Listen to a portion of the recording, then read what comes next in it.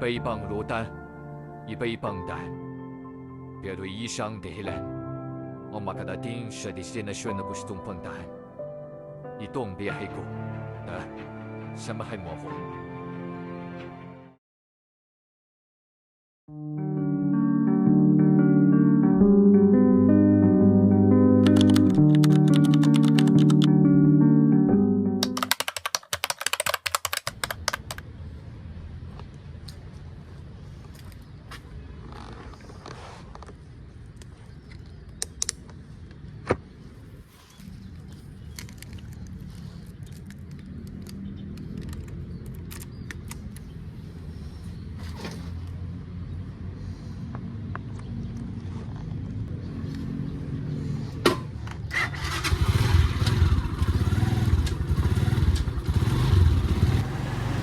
？Ayun guys, pauwi na ako ngayong araw, tapos na yung duty ko.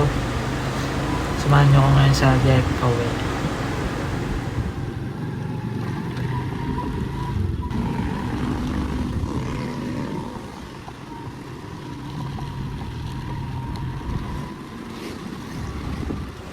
Umpisahan natin yung kwentuhan tungkol sa best friend ko.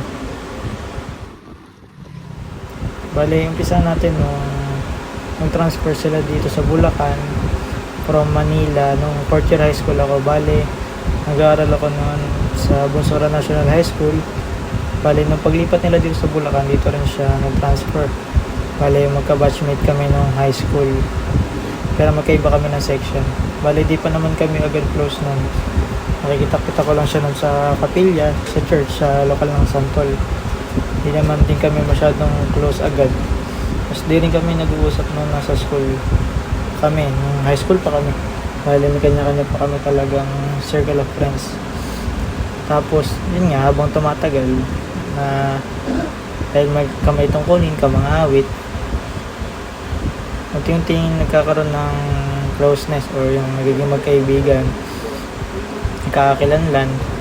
Kasi yun, nung graduation ng high school, meron kaming picture, kasama namin yung pisa niya si Eyang. Tapos ayun, habang tumatagal, syempre maraming okasyon yung nagaganap, mga birthday, tapos mga okasyon sa church. Tapos napalapit din ako sa mama niya, kinanay, kaya mas naging close kaming dalawa. Tapos lumating yung senior high. Bali, ayun, nagkataon same pa rin kami ng pinasokang school sa STI Balagtas. Bali, magkaiba lang kami ng strand, siya ABM, ako naman STEM. Bali, naging kaklase niya yung mga kaklase ko nung high school, sila Alyon, basta yung mga tropa ko noon, mga kaklase ko nung high school sa Bunsuran. Kaklase niya naman yung iba nung senior high sa STI. Ako naman STEM. Bale, mga panahon na yun, wala rin, kanya-kanya rin kami ng mundo. Kumbaga, although close kami, pero madalang kaming makapag-usap din sa school. Pero nung mga panahon na yun, may mga ano na rin, nung nalamang magka-church kami, tapos close kami. Pero syempre di maiwasan, may mga tukso-tukso na rin ng mga tao doon sa school, may mga asar-asar na rin nagaganap. Although di pa naman namin talaga pinapansin yung mga ganong bagay, pero may mga ganon nang nangyayari, may mga tuksuhan na rin. Pero that time, best friends na rin naman kami, nakapag-usap na rin kami sa mga bagay-bagay, nakapag-share na rin ng mga saloobin, mga asaran, mga pangkaraniwang pinag-uusapan ng mga tropa, ng mga kaibigan, mga ganun. Tapos ayun, dumating yung time na senior high school, nakagraduate kami, pares kaming maganda yung results nung graduation, with honors din kami parehas. Kaya maganda yung naging resulta ng aming pagsisikap, pag-aaral. Bale, ayun, kumbaga mas nag-level up kami, no? Punta na kami ng college. Kumbaga, parang yung pag-uusap namin hindi na lang as friends. Kumbaga, tawag doon, parang wala lang kaming label pero parang nasa MU stage na rin kami. Yan, tapos mas naging close yung bonding namin. Mas naging close kami sa mga pag-uusap. Mas naging open kami sa isa't isa tungkol sa mga bagay-bagay. Kumbaga, mas naging ma-effort ako ng mga panahon na yan eh. Mas nagkaroon kami ng bonding. Pag birthday niya, mas nagbibigay ako ng effort. Sa family, sa mga kaibigan niya, mas kino-close ko lahat ng malalapit sa kanya para din mapalagay din yung loob niya sa akin. Bale, moving forward, simula nung nakapasok na ako dito ngayon sa current employer ko, may mga plano na rin ako tungkol para sa amin. Kasi total ngayon, legal na rin kami, both sides. Mas naging maayos yung relasyon namin. Bale, ayun, may plano talaga akong dapat na gawin noong January.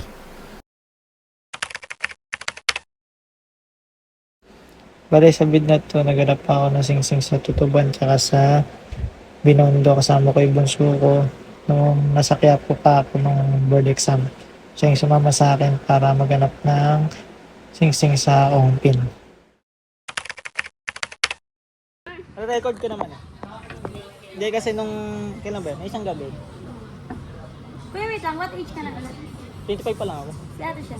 Magta 26. Okay. Buwan lang pagitan niya, buwan lang ata pagitan namin. Mas, yan nga. Nung nakarang gabi ba yun? Kailan ba ako nagpunta kailan nanay? Biyernes, bago kami kumain sa labas. Oh my gosh. Tinanong niya ako. Sino? Si nanay. Sabi, ano ba plano mo? Yung sabi ko, ay, ano palang plano mo sa birthday niya? Tanong niya ako. Sabi ko, sabi po niya gusto niya swimming. Sabi niya, kasi uwi nga daw siya. Anong gagawin mo nun? Anong asabog mo? Sabi ko, wala po na eh. Mga mag-ayos lang. Wala ka bang gagawin? Sabi ko, ano po ba yan eh? Ano po, parang, ano yung gusto niya? Pinapoint niya. Anong pinapoint niya? Hindi, wala lang. Wala ka bang gagawin? Isang napunta yung usapan sa proposal. Sino nag-ask si mama? Parang gano'n. Ano ba balak mo? Parang gano'n. Sabi ko, Nay, tatapati ko kayo. Sabi ko, wala talaga akong balak sa birthday niya. Sabi ko, bakit? Sabi ko, ito kasi ano po ba perspective niya? Parang, yun nga, parang magpa-propose ako sa birthday niya. Yun nga po yung isip ko, Nay. Sabi ko, pero feel ko malalaman niya. Pag doon ko sa tinapat sa okasyon na yun. Sabi ko. Kasi kung tatanungin ko kayo, sabi ko, tatanungin ko, sinabi nga niya, yun nga yung expected niya. Sabi ko, tingnan nyo nga na, kayo nga nag-expect na kayo ng ganyan. Paano pa siya? Sabi ko, malalaman niya. Sabi ko, ayoko. Gusto ko yung wala talaga siyang alam. Kasi, lahat ka ako ng okasyon namin, laging sa birthday niya yung surprise. Kasi yung nagbigay din ako ng singsing sa kanya. Birthday niya din? Birthday niya din yun. Napanood ko na din yun. Birthday din yun. Nasagot niya sa akin, alam ba ni mama yan? Ay, napanood ko na! Alam ba ni mama yan? Sabi ko, nagpaalam. Sabi ko, nagpaalam na ako. Di ba, sinanay kasi nagbibideo. Nandun siya. Sabi ko, di ba yung nagsabi na ako, sabi ko, yung will you be my girlfriend? Sabi niya, itanongin mo si mama. Si mama. Sabi ko, alam nila kako yan. Sabi ko, alam nila kako yan. Ngayon nga, babalik tayo sa istorya. Sabi niya, ano ba expectation niya na? Sabi niya na nga ako nun, na magpapropose ako ng birthday niya. Sabi ko, hindi po na. Sabi ko, hindi. Iba ka po plano ko. Ano ba plano mo? This year? Sabi ko, hindi po.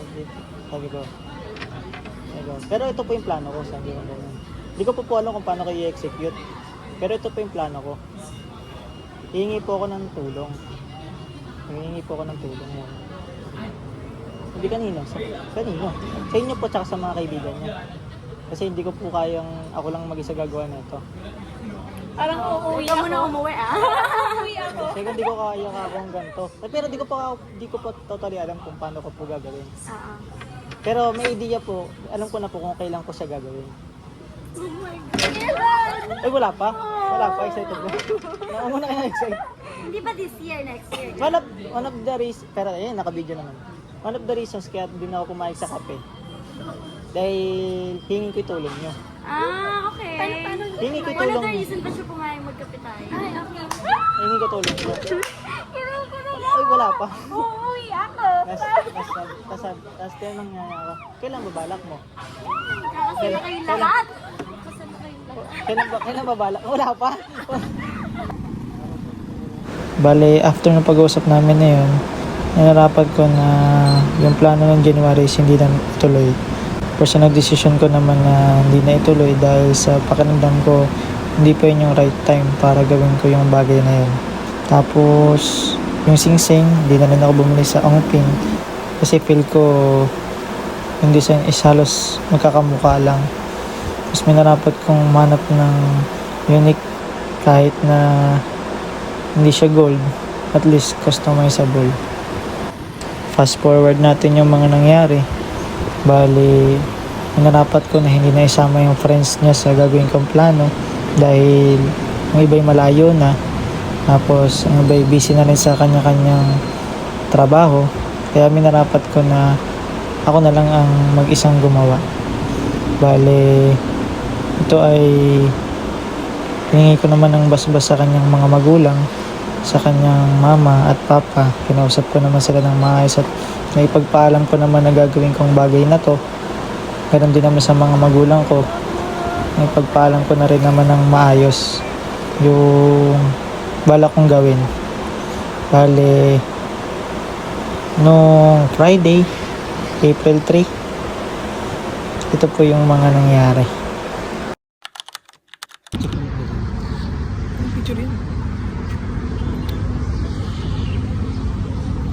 Get ready with me.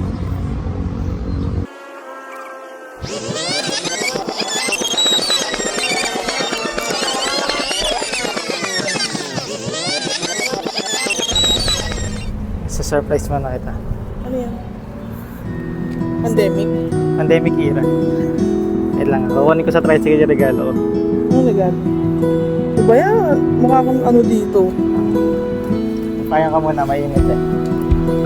Parang baka sabihin mo legal. Ito na dyan. Nalayo ko yung camera para.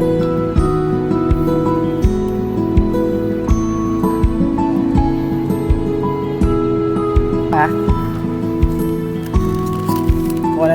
Kumunang didilat.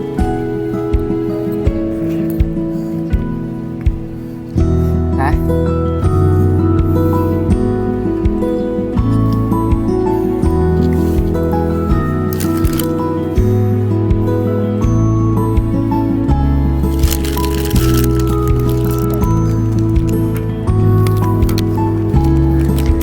Ito na ba ako? Wait lang ah. Lipat ka lang kamay.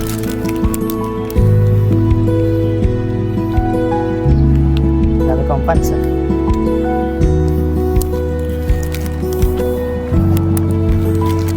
Ito na ba ako?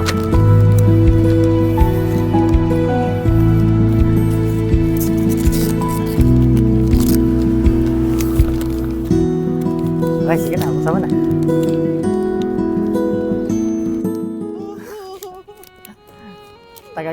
Natagal kong plinano to. Natagal kong plinano to mga... Hindi. Last month pa. Dapat, January pa to talaga. Pero, ano, basta may mga nangyari kaya hindi ko tinuloy. Tapos, noon, nung naalala mo pa ba yung unang bigay kong sing-sing sa'yo? Ang sagot mo sa akin, paalam mo muna kay mama. Kaya ngayon, minarapat ko, tayong dalawa lang muna para sarili mong desisyon yung marinig ko.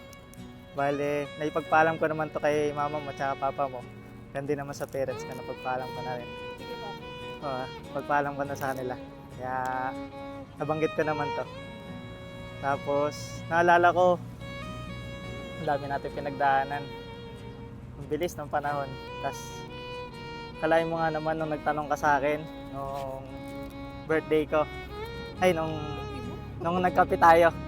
Wala naman. Sorry. Hindi ka pa nakapindot. Sama. Ano mo na birthday mo pera? Tinanong mo ko anong regalo yung gusto ko. Kagaya nung napanood kong vlog ng paborito kong vlogger. Ganon din yung tinanong sa kanya, ng kanyang asawa na ngayon. Kung anong regalong gusto niyang matanggap sa birthday niya. At wala naman akong ibang gusto kagaya ng sinagot ni Kong. Ang pinakamagandang regalong mabibigay sa akin ngayon ay yung oo mo. Ito yung pinakamaganda regalong ibibigay mo sa akin ngayong birthday ko. Kaya, love, tinatanong kita. Will you marry me? Kahit mainit. Yeah. Lagyan mo sa akin. Dito gold ah.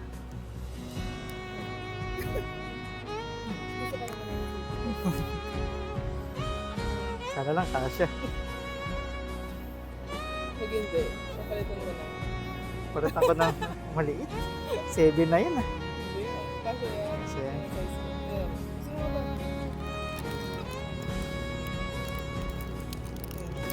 Sakto.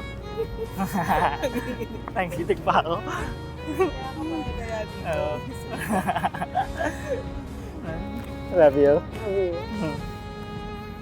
Guys, success. Success guys. Ay-upload ko na ba? Di pa.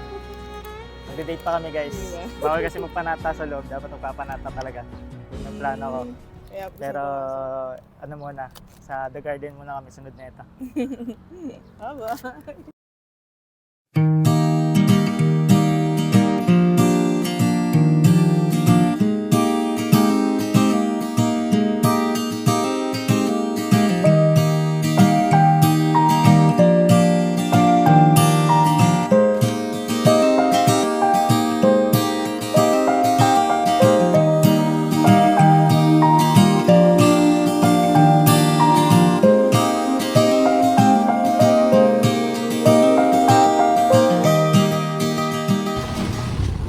Ayun guys, thank you sa pakikinig at pagsama sa aking biyahe.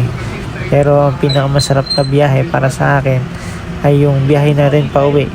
Kung saan naghihintay yung mga mahal natin sa buhay at makabuwi tayo sa lugar kung saan talaga tayo masaya.